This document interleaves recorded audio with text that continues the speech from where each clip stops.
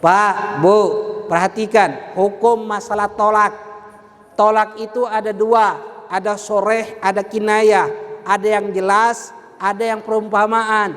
Yang jelas itu misalnya contohnya kalimatnya adalah talak, cerai, ataupun fasakh, pisah kata ulama.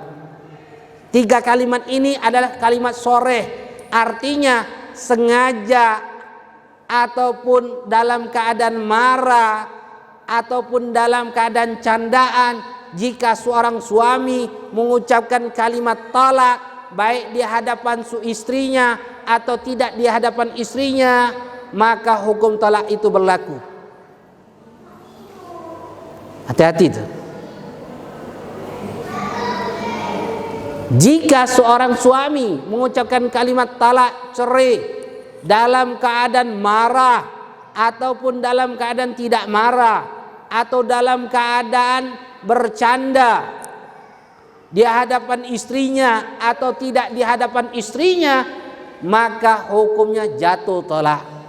Dan talak seorang suami hanya 3 kali dalam kehidupannya.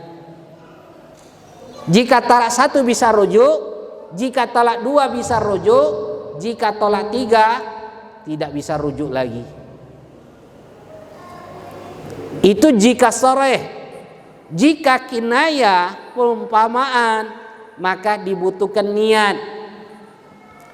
Arti niat mentalak. Contoh, seorang suami lagi marah mengusir istrinya, pulang saja kau ke rumah ibumu.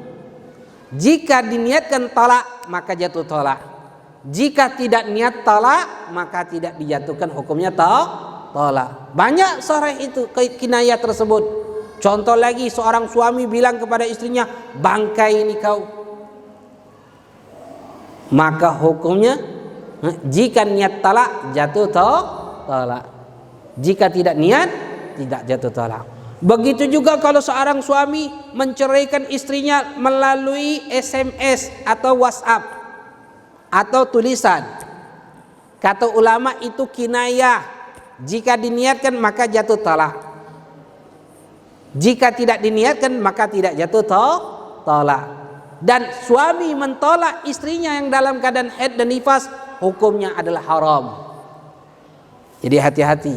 Nyatakan, berapa banyak orang yang menikah tapi dia tidak memahami hukum di dalam pernikahan. Hati-hati, sering terjadi.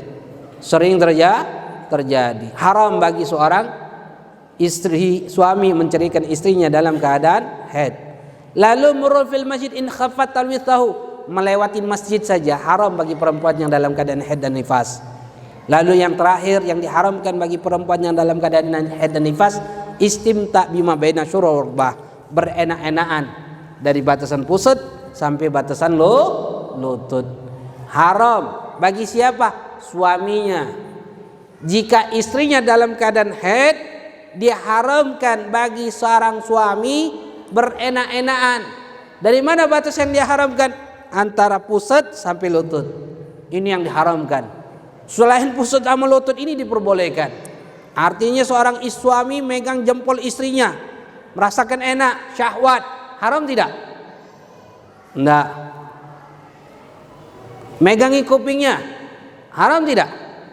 Enggak, ketika dalam keadaan haid dan nifas.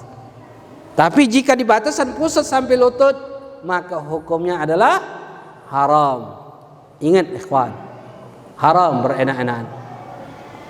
Artinya megang paha istrinya saja dalam keadaan syahwat, hukumnya haram bagi suaminya jika istrinya yang dalam keadaan haid dan nifas. Ini